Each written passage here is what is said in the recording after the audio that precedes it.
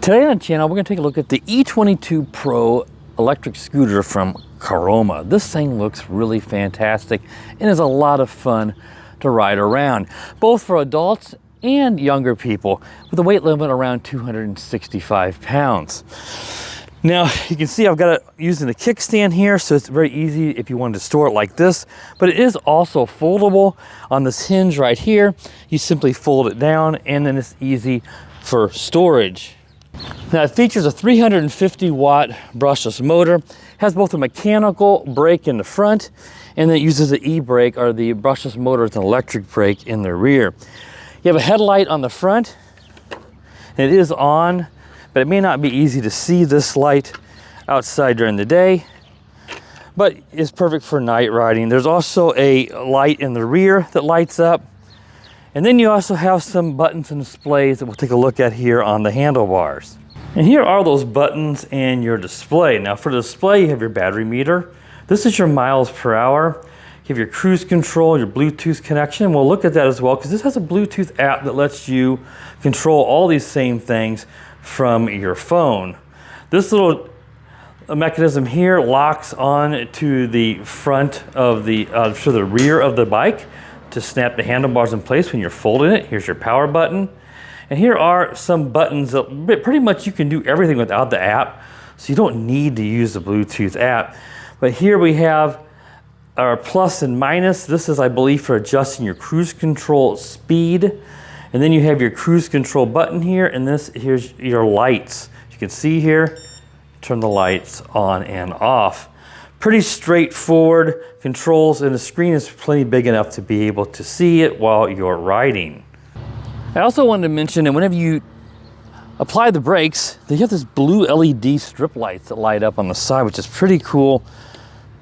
And whenever you apply them, they just light up here, and it's really kind of a neat effect as well. You have reflectors as well, so it's really easy to be spotted if you're riding this thing.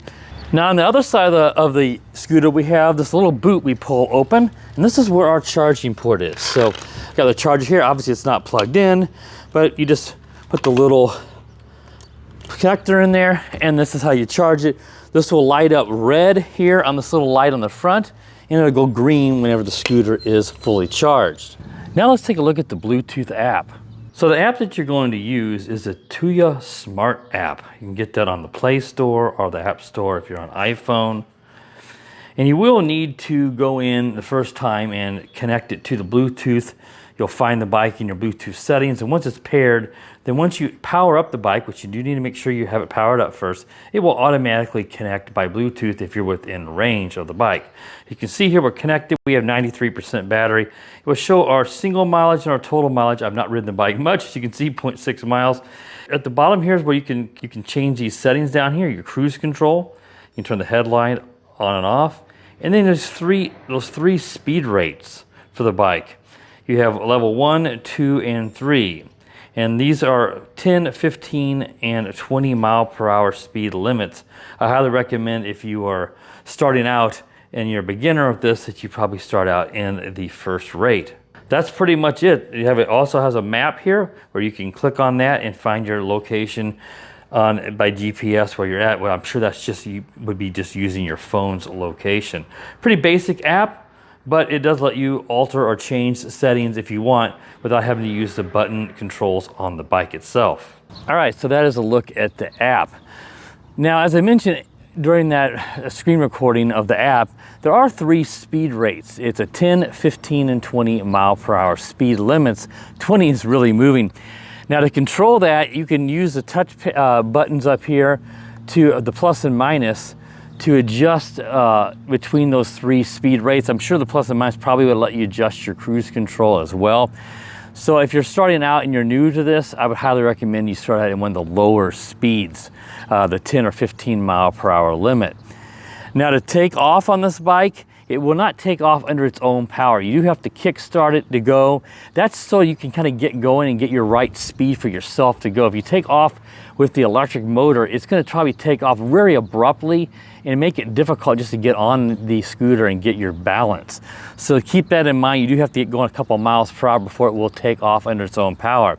And I'll show you up here, the one thing I didn't mention yet was how you actually give it throttle. So let's show you that right now.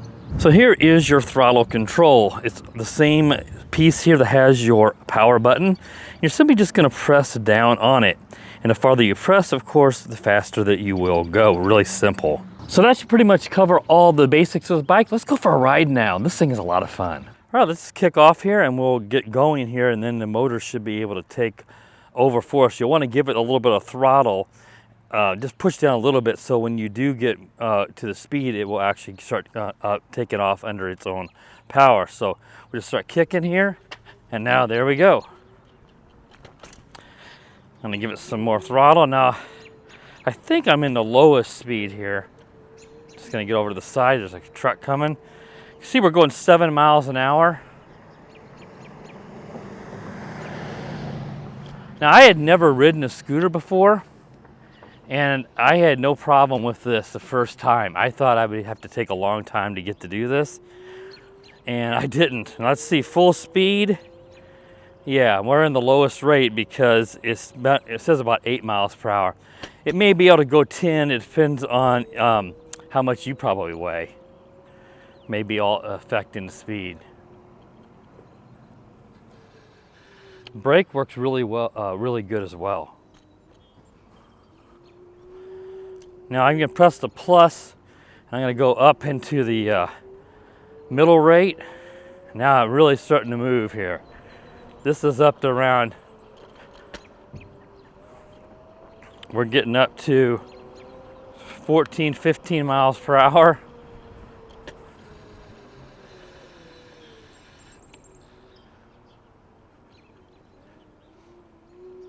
Let's go up into the highest rate. I believe this should be the highest rate now. We are really moving. I'm going to let up on the throttle because there's a pretty good bump there.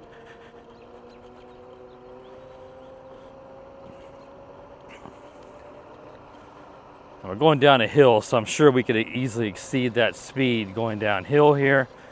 I've let off the throttle completely.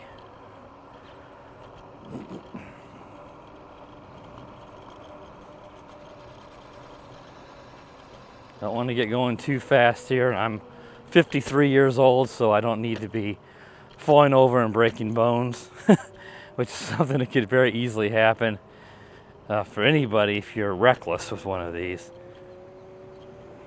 Now I'm going up a hill here, so I don't expect I'll be going 20 miles an hour while I'm going uphill.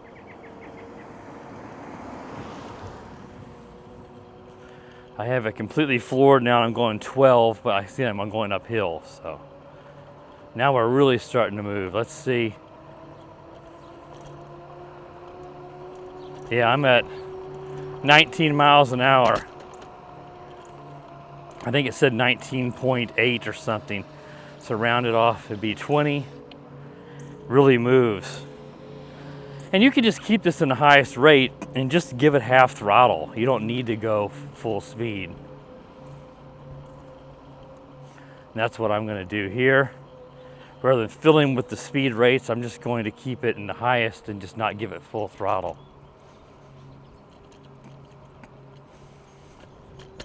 You know, overall, this is a really nice scooter.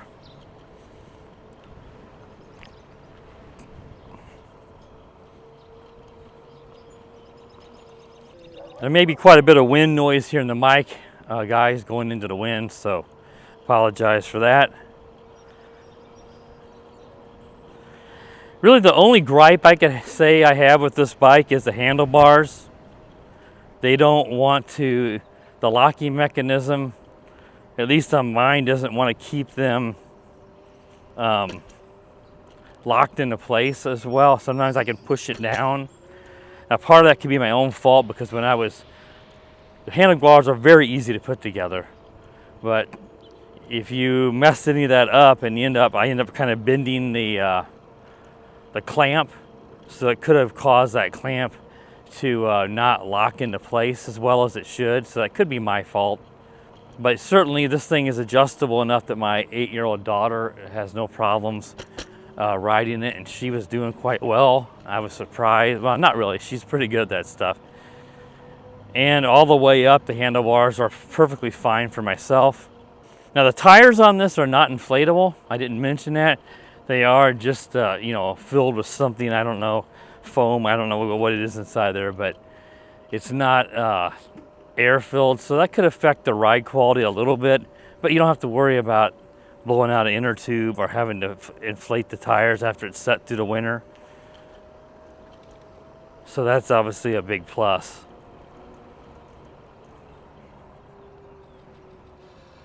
Okay, so I just got back from that test ride. Man, this thing's a lot of fun to ride around. Definitely looking forward to riding this little scooter more. If you're interested in this scooter, there'll be a purchase link down in the video description and the pinned comment to Amazon where you can pick this up. I believe it was around $179, $180 in that range, which is a really great price for something that offers all this, including cruise control. So that should pretty much wrap up the review of this scooter. If you're new to the channel and you like stuff like this, including tech stuff, RC cars, boats, and of course drones, then please do subscribe to the channel. While you're at it, click the bell, that way you'll be notified when I do upload new videos. And as always, guys, have a wonderful day.